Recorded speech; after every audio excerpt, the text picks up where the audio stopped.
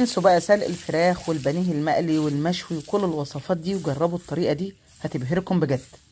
معانا كده في طاجن حطيت كده مكعبات من البطاطس، صدر فرخة مقطعاه مكعبات بعد ما غسلته كويس جدا، فلفل حامي وبارد او على حسب المتوفر عندك، شرايح من الليمون بتدي مزازة حلوة قوي قوي، بصل او ورمة.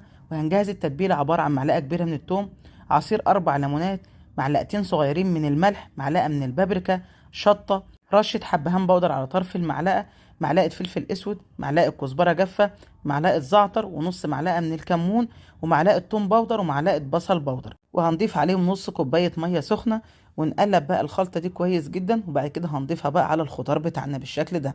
هنبدأ بقى نقلب الخضار كله كده ونتبله كويس قوي كده بإيدينا. أسرع وأحلى طاجن ممكن تجربوه في حياتكم، مش هياخد معاكم أي وقت خالص. والنتيجة بقى عايزة أقول لكم والله العظيم من أحلى الطواجن اللي بجد ممكن تجربوها. حلوة قوي قوي فوق ما أنتم متخيلين. هسيح معايا سمنه بلدي كده هضيفها عليها، لان طبعا الصدور ما بيبقاش فيها دهون خالص. لكن لو عامله اوراق مش هتحتاجي ممكن سمنه بلدي. لكن الصدور لازم اضيف لها سمنه كده معايا. مش متوفر عندك سمنه عايزه تضيفي زيت براحتك خالص، بس احنا عايزين نعمل حاجه صحيه. غلفتها كده بورق زبده وغطيتها بالفويل وهدخلها الفرن نص ساعه. بعد نص ساعه بشيل الفويل وبشيل ورق الزبده. بعد كده هدخلها الفرن ربع ساعه كمان تنشف الميه شويه واحمرها تحت الشوايه. ريحتها عايزه اقول لكم قلبت الدنيا، خطيره بجد يا جماعه. ميكس التوم مع الليمون والصوص اللي عامله ده عالمي، مع حبة رز كده. والله العظيم ما في أحلى ولا أجمل من كده. وسلطة خضراء وألف أنا وشفا على قلوبكم. أما البصل الأورمة ده فده حكاية لوحده. ده عسل نحل والله مش بصل خالص. أما بقى الفراخ فهي دايبة، وعايزة أقول لكم طعمها خطير، طعم الزعتر مع التوم والليمون حكاية. أتمنى فعلا تجربوها وتقولوا رأيكم في الكومنتات، وأتمنى تشيروا الفيديو ده لكل حبايبكم. انسوا بقى سلق الفراخ والبانيه المقلي والمشوي وكل الوصفات دي وجربوا الطريقة دي هتبهركم بجد.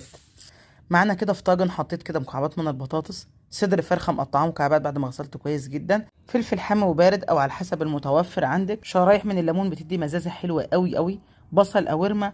وهنجهز التتبيله عباره عن معلقه كبيره من الثوم، عصير 4 ليمونات، معلقتين صغيرين من الملح، معلقه من البابريكا، شطه، رشه حبهان بودر على طرف المعلقه، معلقه فلفل اسود، معلقه كزبره جافه، معلقه زعتر، ونص معلقه من الكمون، ومعلقه توم باودر، ومعلقه بصل باودر. وهنضيف عليهم نص كوبايه ميه سخنه، ونقلب بقى الخلطه دي كويس جدا. وبعد كده هنضيفها بقى على الخضار بتاعنا بالشكل ده. هنبدا بقى نقلب الخضار كله كده ونتبله كويس قوي كده بايدينا. اسرع واحلى طاجن ممكن تجربوه في حياتكم، مش هياخد معاكم اي وقت خالص. والنتيجه بقى عايزه اقول لكم والله العظيم من احلى الطواجن اللي بجد ممكن تجربوها. حلوه قوي قوي فوق ما انتم متخيلين. هسيح معايا سمنه بلدي كده هضيفها عليها، لان طبعا الصدور ما بيبقاش فيها دهون خالص. لكن لو عامله اوراق مش هتحتاجي ممكن سمنه بلدي. لكن الصدور لازم اضيف لها سمنه كده معايا. مش متوفر عندك سمنه عايزه تضيفي